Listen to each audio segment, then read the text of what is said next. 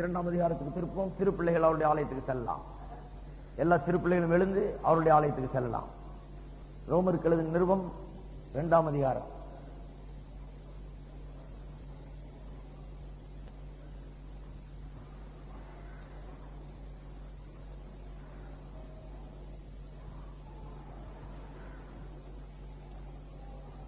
பதினைந்தாம் வசனம் வரை நாம் படித்து விட்டோம். ரோமருக்கு எழுதின நிருபத்தை படித்து வருகிறோம்.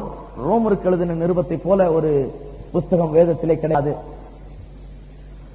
கிறிஸ்தவ விசுவாசி போதனைகளை அப்படியே விளக்குகிற புத்தகம் அது.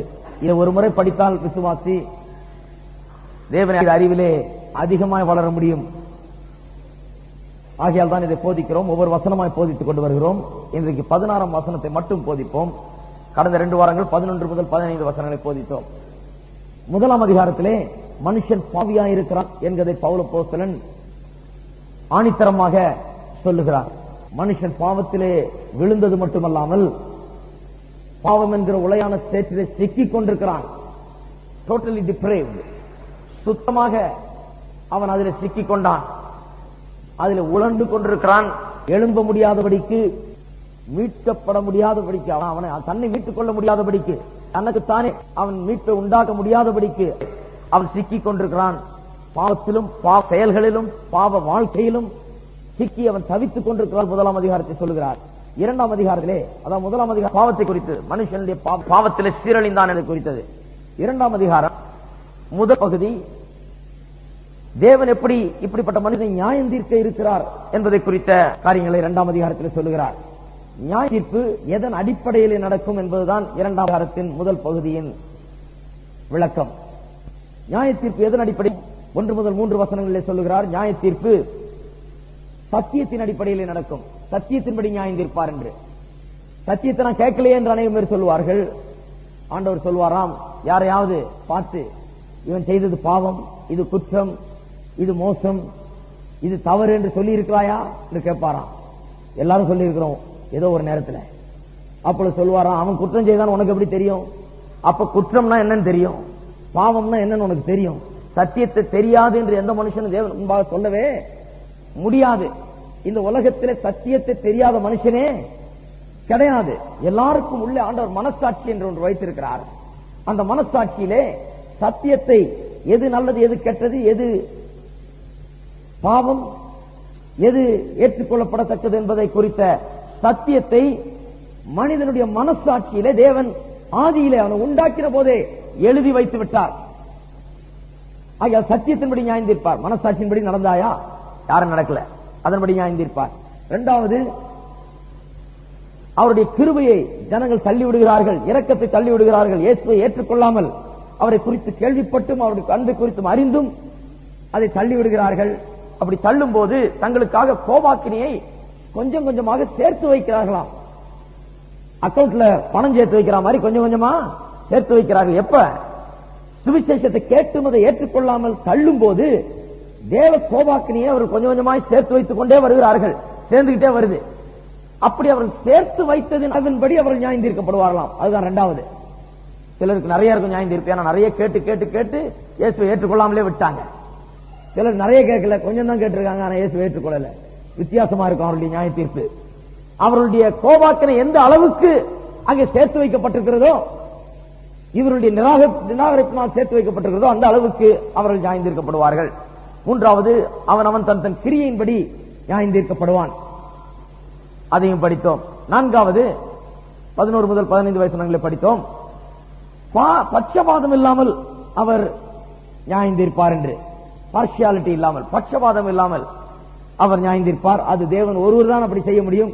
மனுஷன் பட்சபாதம் இல்லாமல் நியாயம் தீர்க்க முடியாது. ஏனென்றால் அவன் வெளிப்புறத்தை தான் காண்கிறான், உள்ளே காண்கிறது இல்லை இருதயத்தை. தேவன் இருதயத்தை காண்கிறபடினாலே அவர் கொஞ்சம் கூட பட்சபாதம் இல்லாமல் அவர் நியாயம் தீர்க்க முடிகிறது. இன்றைக்கு 5வது பிரின்சிபிள், எப்படி நியாயம் தீர்ப்பார் என்பதை குறித்து 5வது காரியம் 16வது வசனத்தை வாசிப்போம். என் சுவிசேஷத்தின்படியே தேவன் இயேசு கிறிஸ்துவை கொண்டு மனுஷருடைய அந்தரங்கங்களை குறித்து நியாயத்தீர்ப்பு கொடுக்கும் நாளிலே இது விளங்கும். சுருக்கமா சொல்ல போனா எப்படி வாசிக்கலாம்? என் சுவிசேஷத்தின்படியே தீர்ப்பு கொடுக்கும் நாளிலே இது விளங்கும். ஐந்தாவது காரியம் என்ன? எப்படி நியாயம் தீர்ப்பாராம்? பவுல் அப்போஸ்தலன் பிரசங்கித்த சுவிசேஷத்தின்படியே ஜனங்களை நியாயம் தீர்க்க போகிறார். பவுல் அப்போஸ்தலன் சொல்லுகிறார், நான் பிரசங்கித்த சுவிசேஷத்தின்படி நியாயம் தீர்க்க போகிறார் என்று. இன்றைக்கு அநேகருக்கு சுவிசேஷம் என்றால் என்ன என்று தெரியவில்லை. பவுல் பிரசங்கித்த சுவிசேஷம் என்ன? ஏனென்றால் அதன்படி நியாயம் தீர்க்க போறாராம் தேவன். பவுலின் சுவிசேஷம் என்பது என்ன? கொஞ்ச நாளைக்கு முன்னாலே ஒரு பாரம்பரிய சபையின் போதகரிடத்தில் பேசிக் கொண்டிருந்தேன். அவருக்கு இந்த சுவிசேஷம் பிரசங்கம் பண்றதெல்லாம் பிடிக்கல. அவர் சொன்னார், இந்த சுவிசேஷம் பிரசங்கம் பண்ணக்கூடாதுங்க, இதெல்லாம் இயேசுவின் ரத்தம் எப்படி ரட்சிக்கும், இதெல்லாம் மனுஷன் ரட்சிக்கப்படுறாங்கிறதெல்லாம் சும்மா, ஏதோ ஏழைகளுக்கு அரிசி சாப்பா கோதுமை கொடுக்கலாம், சட்ட துணி கொடுக்கலாம், அவர்களுக்கு படிப்பு கொடுக்கலாம், அவர்களுக்கு நீதி நியாயம் செய்யலாமே ஒழிய அதை தான் தேவன் செய்ய விரும்புகிறாரு ஒழிய இவன் மனுஷன் பாவத்திலிருந்து ரட்சிக்கப்படுறது, இந்த பாவம் ரட்சிப்பு இதெல்லாம் சும்மா அப்படின்னு சொல்லி அவர் சொல்லிட்டு இருந்தார். ரட்சிப்பை குறித்த ஒரு சரியான எண்ணமே போதகர்கிட்டே இல்லை. ஒரு கிறிஸ்தவ சபை போதகர்கிட்டே ரட்சிப்பு என்றால் என்ன, சுவிசேஷம் என்றால் என்ன என்று அவருக்கு தெரியவில்லை. அதை அறியாமல் ஏதேதோ சொல்லிக் கொண்டிருந்தார். இன்றைக்கு அநேக கிறிஸ்தவ மக்களிடத்திலே சுவிசேஷம் என்றால் என்ன என்று கேட்டால் எத்தனை பேர் பதில் சொல்ல முடியும்? இன்றைக்கு இங்கே உட்கார்ந்து இருக்கிற நீங்கள் சபைக்கு வருகிறீர்கள், சத்தியத்தை கேட்கிறீர்கள். சுவிசேஷம்னா என்ன? தன்னுடைய சுவிசேஷத்தின்படி தேவன் நியாயம் தீர்க்க போகிறார் என்கிறாரே, அப்ப அந்த சுவிசேஷத்தை நாம் விசுவாசிக்கிறோமா? தன்னுடைய சுவிசேஷம், பவுலுடைய சுவிசேஷம் என்றால் என்ன என்பது யாருக்காவது தெரியுமா? அதை நாம் இப்பொழுது ஆராய்ந்து பார்ப்போம். 1 கொரிந்தியர் 15ஆம் அதிகாரத்திலே நாம் பார்ப்போம் பவுலுடைய சுவிசேஷம் என்ன என்று. பவுலுடைய சுவிசேஷம் என்ன என்று தெளிவாக 1 கொரிந்தியர் 15ஆம் அதிகாரம் சொல்லுகிறது. 1ஆம் வசனத்திலிருந்து, அன்றியும் சகோதரரே, பவுல் சொல்லுகிறார், அன்றியும் சகோதரரே, நான் உங்களுக்கு பிரசங்கித்த சுவிசேஷத்தை மறுபடியும் உங்களுக்கு தெரியப்படுத்துகிறேன். அந்த சுவிசேஷத்தின் சாராம்சத்தை மறுபடியும் சொல்றார். சுவிசேஷத்தை பிரசங்கித்தாரே, என்ன பிரசங்கித்தார் என்பதை சொல்லுகிறார் சுருக்கமாக. நீங்களும் அதை ஏற்றுக்கொண்டவரில் நிலைத்திருக்கிறீர்கள். நான் உங்களுக்கு பிரசங்கித்த பிரகாரமாய் நீங்கள் அதை கை கொண்டிருந்தால் அதனாலே நீங்கள் ரட்சிக்கப்படுவீர்கள். மற்ற உங்கள் விசுவாசம் விருதாவாயிருக்குமே. இந்த சுவிசேஷத்தை விசுவாசித்தாதான் பிரயோஜனம், மற்றபடி உங்கள் விசுவாசம் விருதாவாயிருக்குமே. என்ன சுவிசேஷம் அது? 3ஆம் வசனத்தை பார்ப்போம். நான் அடைந்ததும் உங்களுக்கு பிரதானமாக ஒப்புவித்ததும் என்னவென்றால், கிறிஸ்துவானவர் வேத வாக்கியங்களின்படி நமது பாவங்களுக்காக மரித்து அடக்கம் பண்ணப்பட்டு வேத வாக்கியங்களின்படி 3ஆம் நாளில் உயிர் தெழுந்து. நல்ல கவனிங்க, சுவிசேஷம்னா என்ன? சுவிசேஷம் என்று சொன்னால் கிறிஸ்துவானவர் பழைய ஏற்பாட்டு வசனங்களில் எழுதியிருக்கிறபடி நம்முடைய பாவங்களுக்காக மரித்தார். அதுதான் முதல் பாயிண்ட் சுவிசேஷத்துல. எல்லாரும் இதுல ரொம்ப தெளிவா இருக்கும். நீங்க சபைக்கு வந்துட்டு சுவிசேஷம் என்னன்னு கேட்டா முழிக்க கூடாது. சுவிசேஷம் என்று சொன்னால் கிறிஸ்து நமது பாவங்களுக்காக மரித்தார். எல்லாரும் சொல்லுவோம், கிறிஸ்து நமது பாவங்களுக்காக மரித்தார். இரண்டாவது, அடக்கம் பண்ணப்பட்டார். எல்லாம் சொல்லுவோம், அடக்கம் பண்ணப்பட்டார். அது இரண்டாவது. ஏன் இதெல்லாம் ரொம்ப முக்கியம் என்று பிறகு சொல்றேன். மூன்றாவது, 3ஆம் நாளிலே உயிர் தெழுந்தார். எல்லாரும் சொல்லுங்க, 3ஆம் நாளிலே உயிர் தெழுந்தார். கிறிஸ்து நமது பாவங்களுக்காக மரித்தார், அடக்கம் பண்ணப்பட்டார், 3ஆம் நாளிலே உயிர் தெழுந்தார். இதுதான் பவுலினுடைய சுவிசேஷமாம். இதோடு இன்னும் ஒன்றை சேர்ப்போம். ரோமர் 4ஆம் அதிகாரம் 4வது பாயிண்ட் ஒன்று சேர்ப்போம். ரோமர் 4ஆம் அதிகாரம் 24-25 வசனங்கள். நம்முடைய கர்த்தராகிய இயேசு கிறிஸ்துவை மரித்தோரிலிருந்து எழுப்பினவரை விசுவாசிக்கிற நமக்கும் அப்படியே எண்ணப்படும். அவர் நம்முடைய பாவங்களுக்காக ஒப்பு கொடுக்கப்பட்டும் நாம் நீதிமான்களாக்கப்படுவதற்காக எழுப்பப்பட்டும் இருக்கிறார். என்ன சொல்லி இருக்கிறது? இயேசுவை மரித்தோரிலிருந்து எழுப்பினவரை விசுவாசிக்கிற போது கிறிஸ்து நமக்காக அனுப்பப்பட்டார், நம்முடைய பாவங்களுக்காக மரித்தார், அடக்கம் பண்ணப்பட்டார், உயிரோடு எழுப்பப்பட்டார் என்பதை நாம் விசுவாசிக்கும் போது அது நமக்கு நீதியாக எண்ணப்படும். 4 காரியத்தை மறுபடியும் சொல்றேன். கிறிஸ்து நமது பாவங்களுக்காக மரித்தார், அடக்கம் பண்ணப்பட்டார், உயிரோடு எழுப்பப்பட்டார். அதை நாம் விசுவாசிக்கும் போது நமக்கு நீதி உண்டாகிறது. இதுதான் பவுல் அப்போஸ்தலன் சுவிசேஷம். இதன் அடிப்படையிலே தான் தேவன் உலகத்தை நியாயம் தீர்க்க போகிறாராம். எதன் அடிப்படையிலே? நம்முடைய பாவங்களுக்காக கிறிஸ்து அனுப்பப்பட்டாரே, அவர் மரித்தாரே, அடக்கம் பண்ணப்பட்டாரே, மூன்றாவது நாள் உயிர் தெழுந்தாரே, இதை நாம் விசுவாசித்தோமா இல்லையா? இதை குறித்து நாம் என்ன செய்தோம்? இந்த சுவிசேஷத்தின் 4 points, 4 facts about the gospel, சுவிசேஷத்தின் 4 கருத்துக்களை குறித்து நாம் என்ன செய்தோம்? நமக்காக மரித்தார், நம்முடைய பாவங்களுக்காக மரித்தார், அடக்கம் பண்ணப்பட்டார், உயிர் தெழுந்தார். இதை குறித்து நாம் என்ன செய்தோம்? இதை விசுவாசித்து ஏற்றுக்கொண்டோமா, ரட்சிக்கப்பட்டோமா என்பதை வைத்துதான் அன்றைக்கு நியாயம் தீர்க்க போகிறாராம். பாருங்கள், இன்றைக்கு அநேக கிறிஸ்தவ மக்கள் அனுபவ ரீதியாக தான் பல காரியங்களை அறிந்திருக்கிறார்கள் ஒழிய சத்தியத்தின் ரீதியாக அறிந்திருக்கவில்லை.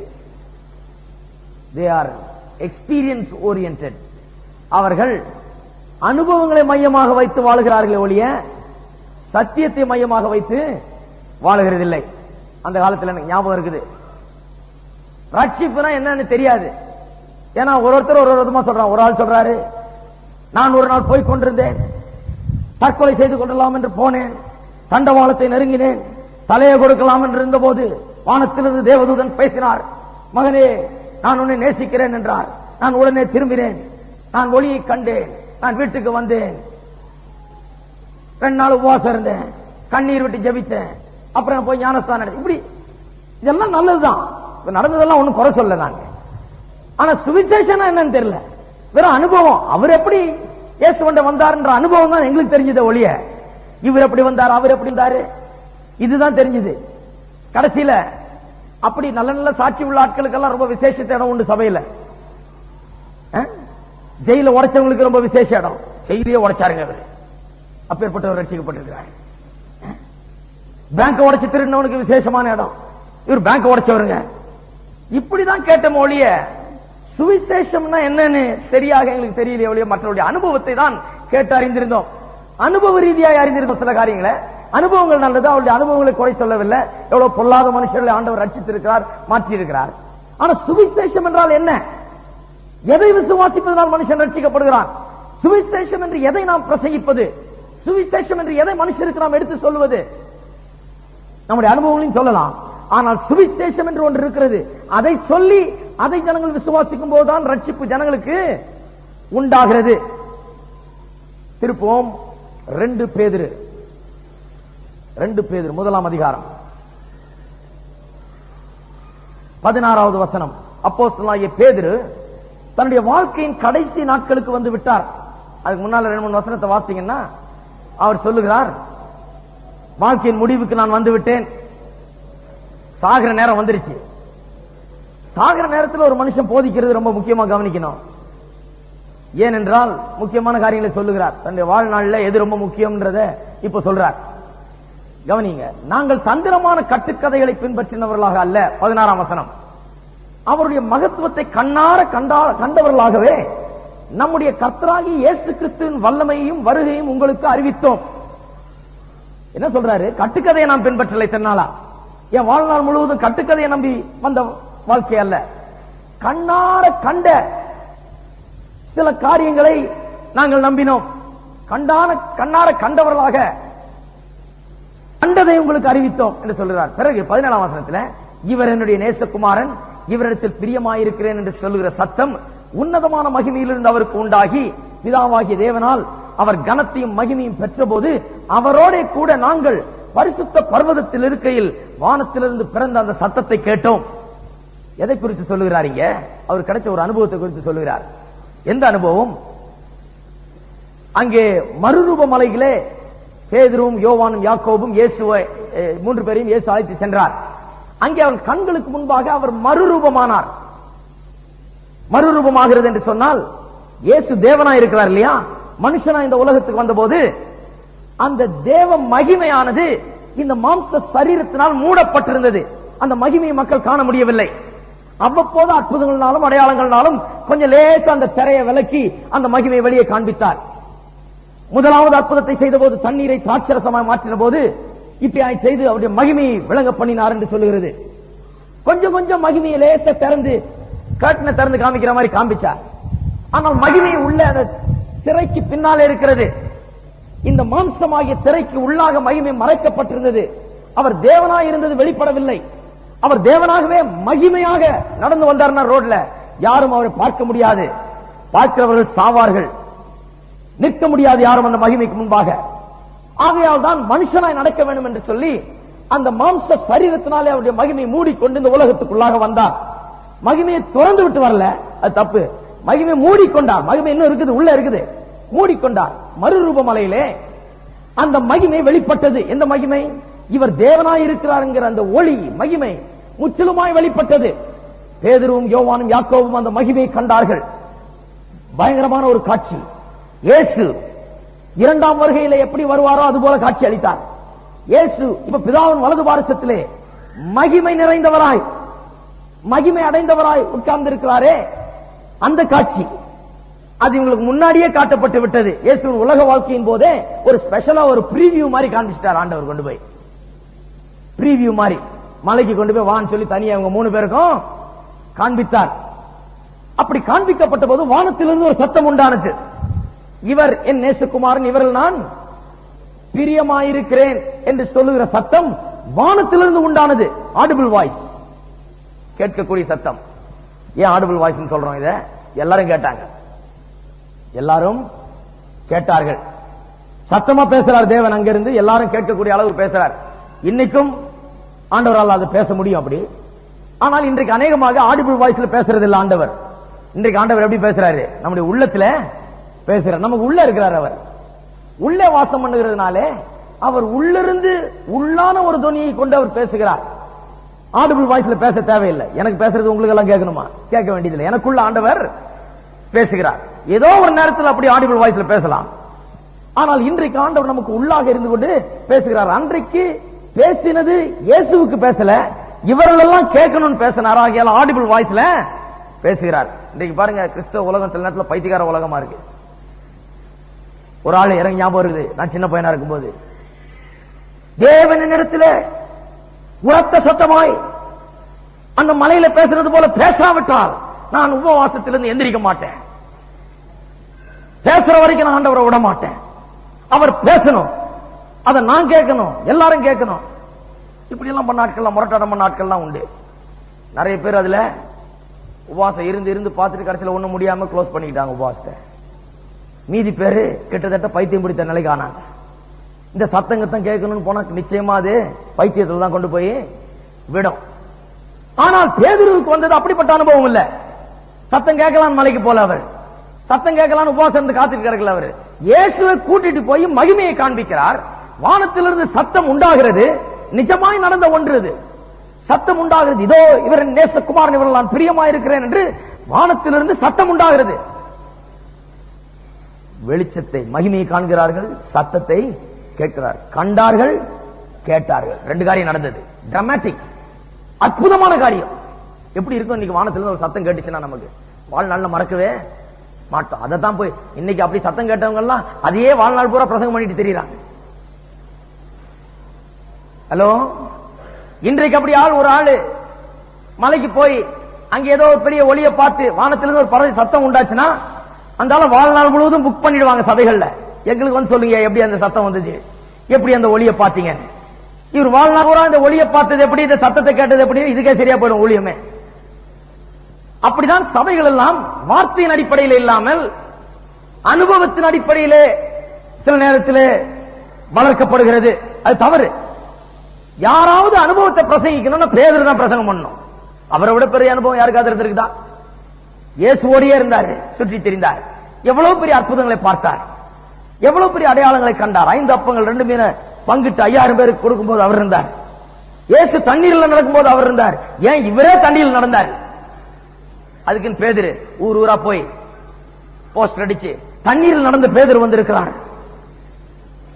5 அப்பம் 2 மீனை 5000 பேருக்கு போஷித்தப்ப கூட இருந்த பேதுரு வந்திருக்காருன்னு அடிச்சு போட்டாங்களா? கிடையாது. அனுபவத்தை பிரசங்கிக்கவில்லை அவர். நல்லா கவனிங்க, இவ்வளவு அனுபவத்தை பெற்ற பேதுரு, எவ்வளவு பிரமாதமான அனுபவங்கள் அவருக்கு. நீங்க யோசித்து பாருங்க பேதுருடைய வாழ்க்கைய. எவ்வளவு அற்புதமான அனுபவங்களை பெற்றவர், இந்த சத்தத்தையும் கேட்டவர், இந்த காட்சியும் கண்டவர். அவர் சொல்லுகிறார், நல்லா கவனிங்க, நாங்கள் அவரோடு இருந்தோம், அந்த சத்தத்தை கேட்டோம் என்று சொல்லுகிறார். 19ஆம் வசனம் கவனிங்க. அதிக உறுதியான தீர்க்க தரிசன வசனமும் நமக்கு உண்டு. அவர் என்ன சொல்றாரு? அது கிடக்கட்டும், நான் கண்ணால கண்டது கிடக்கட்டும், வானத்திலிருந்து நான் கேட்ட சத்தம் கிடக்கட்டும், அதெல்லாம் பெருசு இல்ல.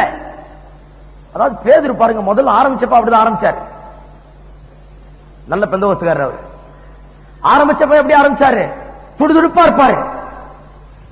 He believed his impulses and emotions more than the word of God. அவர் வாழ்க்கையில அவசரப்பட்டு உணர்ச்சிகளையும் மற்ற காரியங்களையும் அற்புதமான காரியங்களையும் நம்பினவர் அவர். அதை பின்பற்றி நடந்தவர் அவர். ஆனா போக போக போக அவர் பக்குவம் அடைந்து கர்த்தருக்குள்ள வளர்ந்து கடைசியா சாக போறதுக்கு முன்னால் என்ன சொல்றாரு? நான் அந்த மலையில இருந்தேன், நான் இயேசு மறுரூபமானப்ப அவரை தேவனா நான் கண்டுட்டேன். அப்பவே எத்தனையோ பேர் கிடைக்காத பாக்கியம் எனக்கு கிடைச்சது. நான் பார்த்தேன், வானத்திலிருந்து சத்தம் வந்த போது நான் அங்க இருந்தேன், நான் என் காதால கேட்டேன். ஆனால் அதை விட அதிக உறுதியான, எல்லாம் சொல்லுங்க, அதை விட அதிக உறுதியான, எதை விட அதிக உறுதியான? வானத்திலிருந்து சத்தம் கேட்டதாக அதை விட அதிக உறுதியான இவர் கண்டாரே காட்சி, அற்புதமான காட்சி, இயேசு மகிமை அடைந்தது, அதை விட உறுதியான. பாருங்க, இதை விட உறுதியான தீர்க்க தரிசன வசனமும் நமக்கு உண்டு. தீர்க்க தரிசன வசனம்னா தீர்க்க தரிசனம் கிடையாது, வசனத்தை, பழைய ஏற்பாட்டு வசனத்தை தான் அப்படி சொல்லி இருக்குது.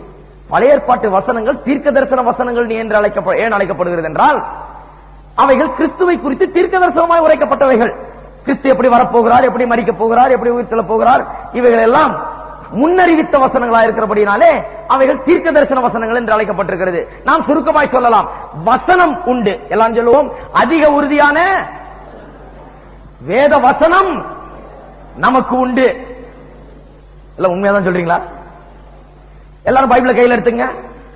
எல்லாரும் சொல்லுங்க, அதிக உறுதியான, அதிக உறுதியான, எல்லா சொப்பனங்களை காட்டிலும், தரிசனங்களை காட்டிலும், வானத்திலிருந்து வர்ற சத்தத்தை காட்டிலும், கண்ணாலே காண்கிற ஒளியை காட்டிலும், அற்புதங்களை காட்டிலும், அடையாளங்களை காட்டிலும், வானத்துக்கு ஏறுறதை பார்க்கலும், பாதாளத்துக்கு இறங்குறதை பார்க்கலும், எல்லாவற்றுக்கும் மேலாக அதிக உறுதியான வேத வசனம் நமக்கு உண்டு. புத்தி வந்துருச்சு பேதுருக்கு. அவர் சொல்றாரு, இப்ப நான் அதெல்லாம் அவ்வளவு அட்டென்ஷன் பே பண்றது கிடையாது. இப்ப அதையெல்லாம் நான் பெருசா எண்ணி அதை போய் பிரசங்கம் பண்ணிட்டு இருக்கிறது கிடையாது. நான் வேத வசனம் உண்டு, அதை கவனிங்க. கடைசி காலத்துல நான் சொல்லுகிறேன், சபை மக்களே, இதையெல்லாம் நம்பி இது பின்னால தெரிந்து கொண்டு இருக்காதீங்க. அதிக உறுதியான வேத வசனம் உண்டு. அவையெல்லாம் நடக்கலாம். கர்த்தர் வானத்திலிருந்து பேசலாம், பேச முடியாதுன்னு சொல்லல. தரிசனம் கொடுக்கலாம், சப்பனம் கொடுக்கலாம், அற்புதமான காரியங்கள் நடக்கலாம். இதை தேடி அலைஞ்சிட்டு இருக்க கூடாது. பாருங்க, ஷில்லாங்கு பிரசங்கம் பண்ண போனேன். ஷில்லாங், அங்க ஒரு அம்மா பரலோகத்துக்கு போயிட்டு வந்தேன்னு சொல்லிட்டு இருக்கிறாங்க. ஒருவேளை உண்மையா நடந்திருக்கலாம், தெரியல. பரலோகத்துக்கு போயிட்டு வந்தேன். இதை பாக்குறதுக்கு பஸ்ஸா ஏறிட்டு போறாங்களாம் எல்லா இடத்துல இருந்தும். எதை பாக்கிறதுக்கு போறாங்க? எல்லாம் அந்த ஆவியை பெற்ற கிறிஸ்தவர்கள் தான் போறாங்க. எங்க போறாங்க? பரலோகத்துக்கு போயிட்டு வந்தாங்களாங்க. அந்த அம்மா என்ன பிரசங்கம் பண்றாங்க? பரலோகத்தில் நான் என்ன பார்த்தேன், அந்த தேவதூதன் என்ன சொன்னார், இவர் என்ன சொன்னார், அவர் என்ன சொன்னார், இதை பிரசங்கம் பண்றாங்க. இவர்களுடைய அனுபவத்தை முழுக்க முழுக்க கர்த்தருடைய வார்த்தையே கிடையாதான். அந்த பாஸ்டர் பாவம், அவரு இதுல மாட்டிக்கிட்டு, இந்த சுழல்ல மாட்டிக்கிட்டு, இதெல்லாம் பெரிய சுழல் மாதிரி வரும், திடீர்னு வரும், ஓன்னு அடிச்சிட்டு போவோம் ஜனங்களை எல்லாம், இது பின்னால ஓடுவாங்க. பாஸ்டர் பாவம் அவ்வளவு கஷ்டப்பட்டு இந்த ஜனங்களுக்கு சுவிசேஷத்தை சொல்லி ஞானஸ்தானம் கொடுத்து ஜனங்களுக்கு அருமையா போதிச்சு வந்தா, எல்லாரையும் நிலைகுலைய பண்ணி இந்த அம்மா எல்லாரையும் கூப்பிட்டு நான் பரலோகம் போனேன், அதை பார்த்தேன், இதை பார்த்தேன், கதை சொல்றதுக்கே சரியா இருக்குது. இது பின்னால ஜனங்கள்லாம் ஓடுறாங்க, இப்படி பண்ணிட்டு கிடக்குறாங்க. ஜனங்கள்லாம் ஒரு மாதிரி நிலையற்ற நிலைமையில இருக்கிறாங்க. நான் அங்க போய் பிரசங்கம் பண்ணும்போது இதை குறித்தெல்லாம் பிரசங்கம் பண்ண எனக்கு தெரியாது. இது நடக்குது, நாங்க எனக்கு தெரியாது. பஸ்ஸா ஓடுறாங்க. இந்த கூட்டத்துக்கு நிறைய பேர் வந்தாங்க. ஒரு பெரிய ஹால், நிறைய கூட்டம் நிறைஞ்சு வெளியெல்லாம் உட்கார்ந்துருக்காங்க ஜனங்க. எப்படி ஆவியானவர் நம்ம வழி நடத்துகிறார் என்று குறித்து பிரசங்கம் பண்ணும்போது தீர்க்க தரிசனங்கள், தரிசனங்கள், சொப்பனங்கள், இப்படி அற்புதமான காரியங்கள், இதெல்லாம் என்ன, இதெல்லாம் எப்படி நம்ம கணக்கிடணும் என்று சொல்லி அதை குறித்து நான் பேசிக் கொண்டிருந்தேன்.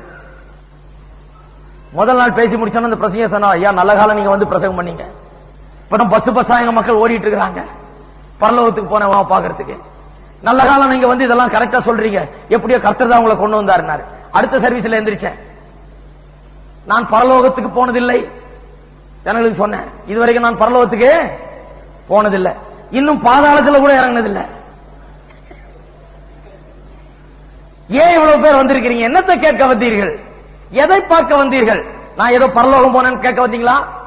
இல்ல நான் ஏதோ பாதாளத்துக்கு இறங்கினேன்றதை கேட்க வந்தீர்களா? இல்லை, கர்த்தருடைய வார்த்தையை கேட்க வந்திருக்கிறீர்கள். கர்த்தருடைய வார்த்தையிலே தான் ஜீவன் இருக்கிறது. அவைகள்லாம் நடக்கலாம், அதெல்லாம் பொய்ன்னு சொல்லல, இதெல்லாம் சில நேரங்களில் நடக்கலாம். இதை நம்பி நாம் தினந்தோறும் வாழ முடியாது. அனுபவத்தின் அடிப்படையில் நம்முடைய வாழ்க்கையை அமைக்க கூடாது. அதிக உறுதியான வேத வசனம் உண்டு. பாருங்க, அந்த காலத்துல சாட்சி சொல்லுவாங்க, ஆஹா ஓஹோன்னு சாட்சி சொல்ற ஆளை தான் விடுவாங்க.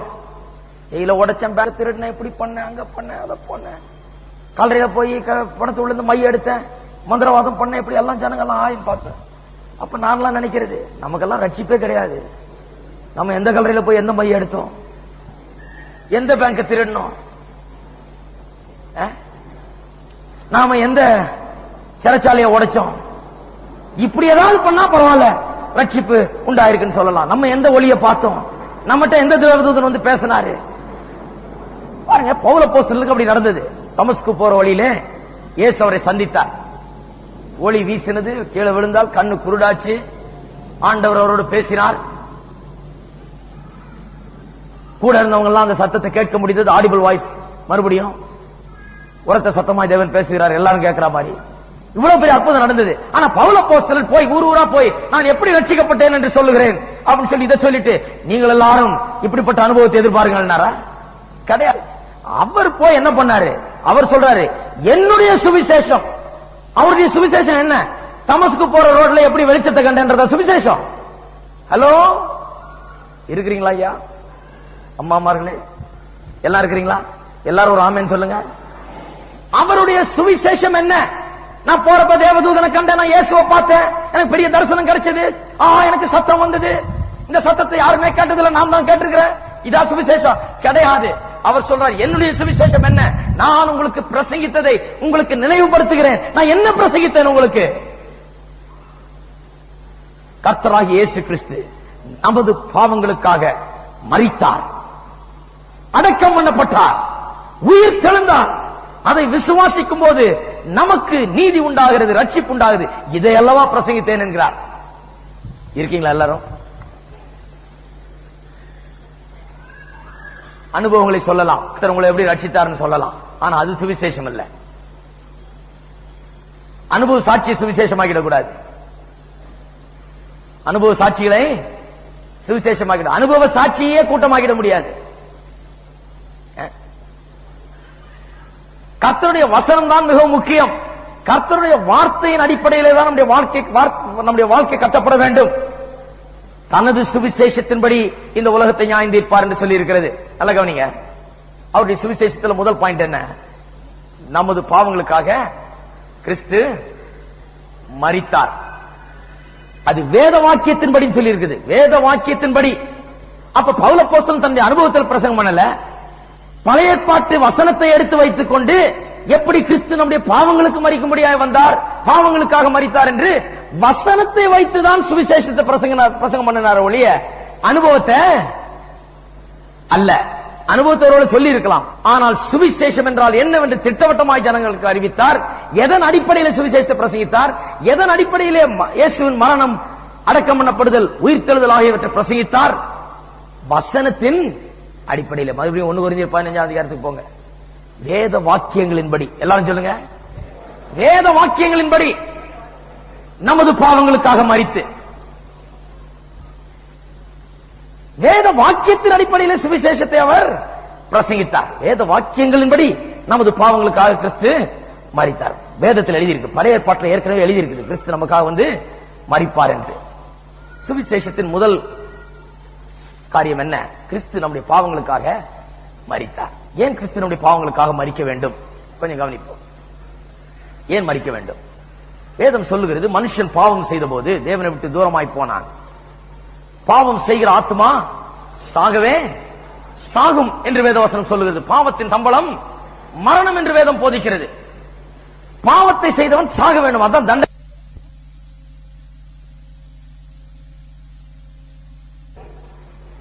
மரண தண்டனை எல்லாருக்கும் இருக்குது. ஒவ்வொரு மனிதனும் பாவம் செய்தது நிமித்தமாக அந்த மரண தண்டனைக்குள்ளாக இருக்கிறான் என்பதுதான் வேத வசனத்தினுடைய சத்தியம். எல்லாரும் பாவம் செய்துட்டாங்க, எல்லாரும் அந்த மரண தண்டனையை பெற்று அந்த மரண தண்டனைக்குள்ளாக இருக்கிறார்கள். தேவன் பாருங்க அன்பானவர், அதே நேரத்தில் தேவன் பரிசுத்தர். அவர் அன்பு ஒரு பக்கம் இருக்குது, அவருடைய பரிசுத்தம் இன்னொரு பக்கம் இருக்குது. அன்பானவர், அவர் நம்ம மன்னிக்க விரும்புகிறார், அரவணைத்துக் கொள்ள விரும்புகிறார், நம்ம ரட்சிக்க விரும்புகிறார். ஆனால் அவர் பரிசுத்தரும் கூட. அப்படின்னா அர்த்தம், பாவத்தை வெறுக்கிறார், பாவத்தை தண்டித்தே தீர வேண்டும், பாவத்தை கண்டும் காணாமல் அவர் இருக்க முடியாது.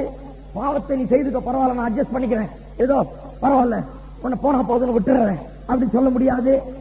அவர் அட்ஜஸ்ட் பண்ணக்கூடிய தேவன் அல்ல, அவர் பரிசுத்தர். பாவத்தை நியாயத்தின்படி தண்டித்தாக வேண்டும். அவர் பரிசுத்தர் மட்டுமல்ல, அவர் நீதியுள்ளவர். நீதியுள்ளவர் சரியானதை அவர் செய்ய வேணும். பாவம்னா அதுக்கு தண்டனை வழங்கியே ஆக வேண்டும் இல்லையா? கோர்ட்ல நியாயாதிபதி தண்டனை கொடுக்கிறாரு, மரண தண்டனை கொடுக்கிறது அவருக்கு என்ன சந்தோஷமா வாழ்க்கை கிடையாது. சட்டத்தில் இருக்குது, அதுபடி அவர் செய்து ஆக சட்டத்தில் என்ன தண்டனை எழுதியிருக்கோ அதை கொடுத்து ஆக வேண்டும். தேவன் எல்லாரையும் காட்டிலும் பெரிய நீதி உள்ளவராக இருக்கிறார்.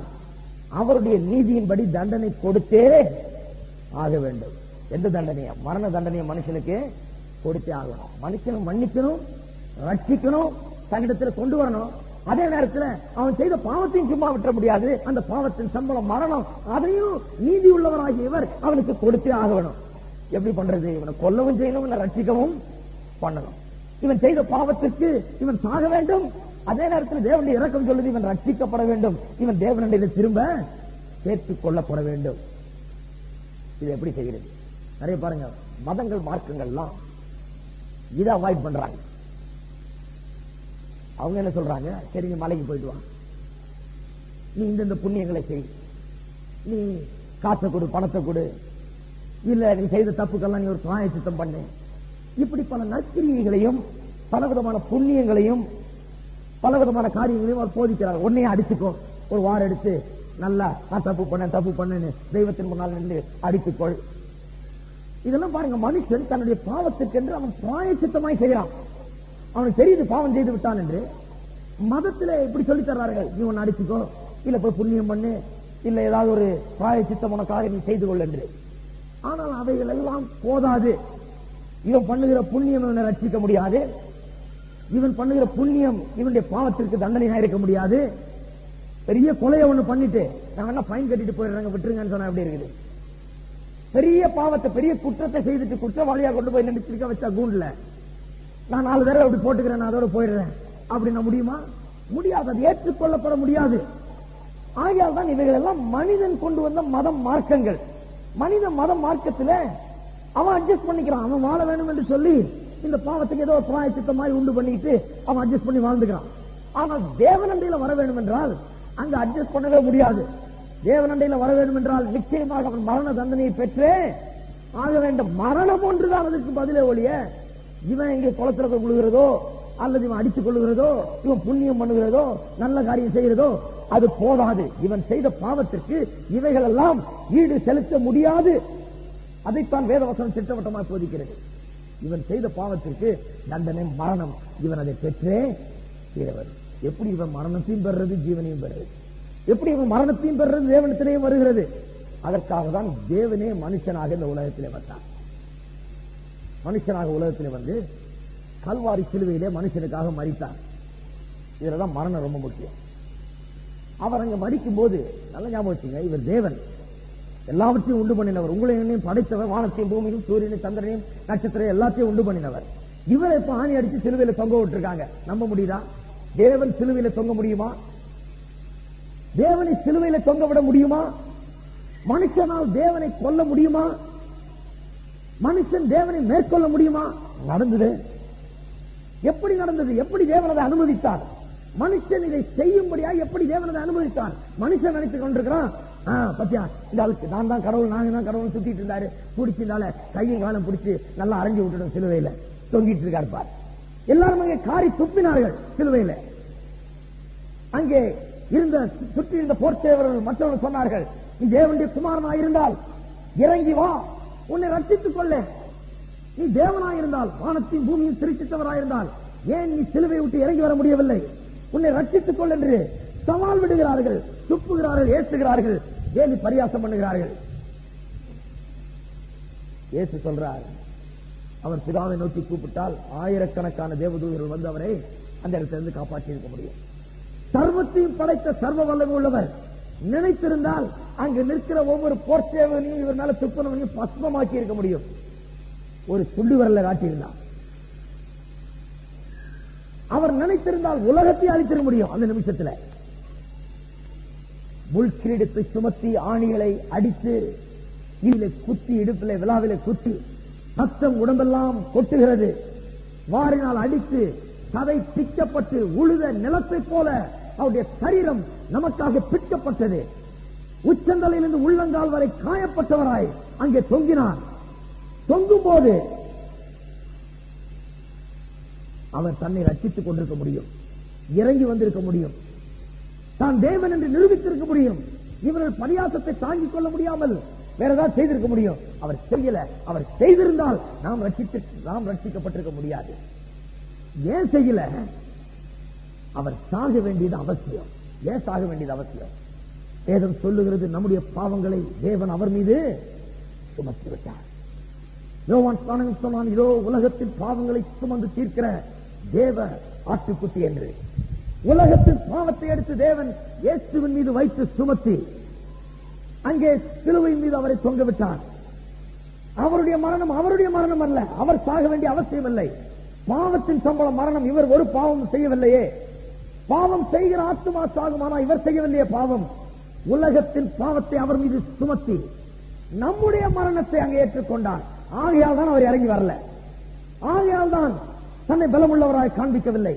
ஆகையால் தான் தன்னை எதிர்த்தவர்களுக்கு, துப்பினவர்களுக்கு, அடித்தவர்களை ஒன்றும் செய்யவில்லை. இதாவே இவர்களுக்கு மன்னியும், இவர்கள் செய்கிறது இன்னதென்று அறியாமல் இருக்கிறார்களே.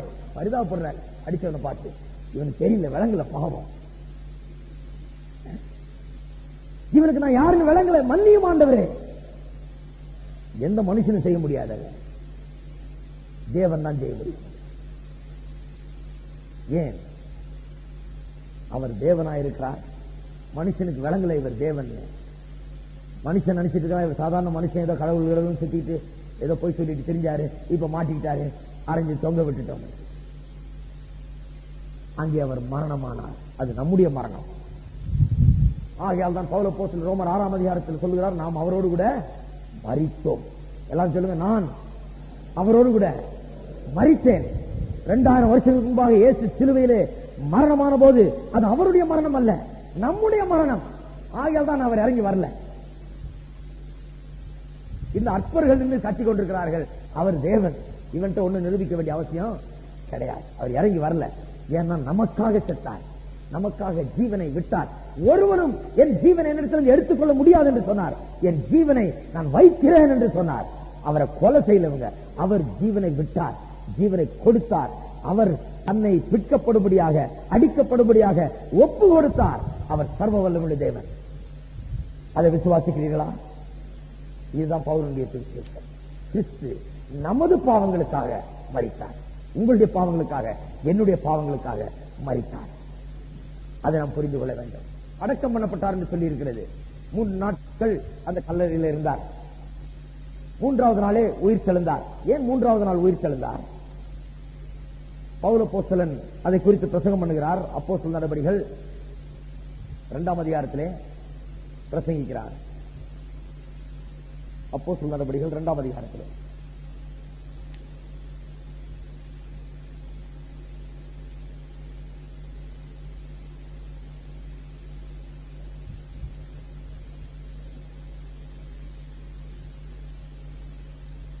இருபத்தி 7வது வசனம், என் ஆத்துமாவை பாதாளத்தில் விடீர், உடைய கர்த்தர் உடைய பரிசுத்தர் அழிவை காண ஒட்டீர். அதாவது சங்கீதக்காரன் ஒரு தீர்க்கதரிசனம் சொல்கிறான், சங்கீதம் 16 அதை அப்படியே இங்கே மேற்கோள் காட்டுகிறார். அந்த சங்கீதக்காரன் அப்படி தீர்க்கதரிசனம் சொன்னானா, என் ஆத்துமாவை பாதாளத்தில் விடீர், உம்முடைய பரிசுத்தர் அழிவை காண ஒட்டீர் என்று. 31வது வசனம், அவன் கிறிஸ்துவனுடைய ஆத்மா பாதாளத்தில் விடப்படவில்லை என்றும் விடப்படுவதில்லை என்றும் அவருடைய மாம்சம் அழிவை காண்பது இல்லை என்றும் முன்னறிந்து அவர் உயிர் தழுதலை குறித்து இப்படி சொன்னார். நிறைய பேர் என்ன நினைச்சாங்க, தாவீது அவரை குறித்து சொன்னார். தாவீது பேதுரு சொல்றார், தாவீது செத்து அவருடைய சரீரம் அழிவை கண்டுவிட்டது. கல்லறை நம்ம கிட்ட இருக்குதுன்ற. அங்க அவருடைய எலும்பு கூட பொறுக்க முடியாது. மண்ணோடு மண்ணா அவருடைய சரீரம் மாறி போனது. தாவீதை குறித்து அவர் சொல்லல. ஃபர்ஸ்ட் பர்சன்ல பேசினாலும், தன்னை குறித்து பேசுகிறது போல பேசினாலும், அவர் தீர்க்கதரிசியாய் கிறிஸ்துவை குறித்து சொல்லுகிறார். என் ஆத்துமா பாதாளத்தில் விடுகிற என் ஆத்துமாவை என்னுடைய பரிசுத்தர் அழிவை காண ஒட்டீர். அழிவை ஒட்டீர் சரீர அழிவு, decomposition of the body, destruction of the body. யூதர்கள் மத்தியிலே ஒரு நம்பிக்கை என்ன? ஒருவன் செத்தால் அவர்கள் எம்பாம் பண்ணுகிறார்கள். சில பதப்படுத்துகிற, சரீரத்தை பதப்படுத்துகிற சில பொருட்களை வைத்து சரீரத்தை பதப்படுத்தி சில நாட்கள் அது அழியாது இருக்கும்படியாக பதப்படுத்தி பிறகு அடக்கம் பண்ணுகிறார்கள். அடக்கம் என்பது பெரிய கல்லறைக்குள்ள வைக்கிறார்கள். குகை மாதிரி கல்லறை வச்சு கதை வச்சு ஒரு பெரிய கல்லை வச்சு மூடுறாங்க. அப்படிதான் இயேசுவுக்கும் பண்ணார்கள். யூதருடைய பழக்கம் அது. இவர்கள் பண்ணுகிற இந்த பதப்படுத்துதல், எம்பாமிங் என்று சொல்லுகிற பதப்படுத்துதல் 3 நாளைக்கு வரைக்கும் இருக்கும் என்று அவருடைய நம்பிக்கை.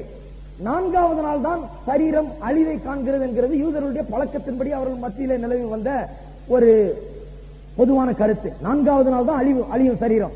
3 நாள் வரைக்கும் கரெக்டா இருக்கணும். ஆகையால் தான் லாசருவை எழுப்ப இயேசு வந்தபோது மார்த்தாள் சொல்லுகிறாள், 4 நாள் ஆயிற்றே, சரீரம் இப்போ நாருமே, இப்ப அழிவை கண்டிருக்குமே, சரீரம் அழுக ஆரம்பித்திருக்குமே, சரீர அழிவு ஆரம்பித்திருக்குமே என்று சொல்லுகிறார். யூதர்கள் மத்தியிலே 3 நாள் வரைக்கும் அழியாத சரீரம் 3 நாளைக்கு பிறகுதான் அழிவு ஏற்படுகிறது என்ற நம்பிக்கை.